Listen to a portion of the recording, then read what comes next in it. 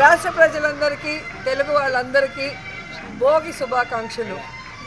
ఈరోజు నగరిలో మా బంధుమిత్ర పిల్లలతో సహా చాలా సంతోషంగా భోగి సంబరాలు, భోగి మంటలు వేసి అందరం కూడా చాలా హ్యాపీగా జరుపుకున్నాం.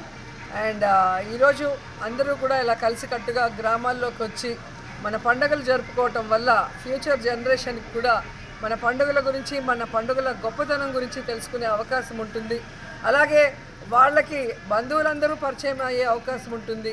ప్రేమలు, అభిమానాలు షేర్ చేసుకునే అవకాశం ఉంటుంది. కాబట్టి అందరికీ కూడా ఒక మంచి ఆరోగ్యకరమైన వాతావరణం పల్లెటూరులో ఉండటం వల్ల అందరూ కూడా పండుగలు మీ గ్రామాలకు వెళ్ళండి, హ్యాపీగా జరుపుకొని ప్రతి ఒక్కరిని కోరుకుంటున్నాను. కానీ రాష్ట్ర ప్రజలు మాత్రం ఈరోజు బాధతో ఉండటం కళ్ళారా చూస్తున్నాం. నగిరి నియోజకవర్గంలో కూడా మేము గ్రామాలకు వెళ్ళినప్పుడు గతంలో జగన్మోహన్ రెడ్డి గారు ముఖ్యమంత్రిగా ఉన్నప్పుడు పేదవాళ్ళు కానీ, రైతులు కానీ, మహిళలు కానీ ఏ విధంగా సంబరాలు జరుపుకున్నారు. ఏ పండుగ వచ్చినా కూడా, ముఖ్యంగా భోగి పండుగ, సంక్రాంతి పండుగ రైతులకు సంబంధించిన వాళ్ళు కొత్త బట్టలతో, పిండి వంటలతో, బంధువర్గంతో ఎంత హ్యాపీగా ఉన్నారు.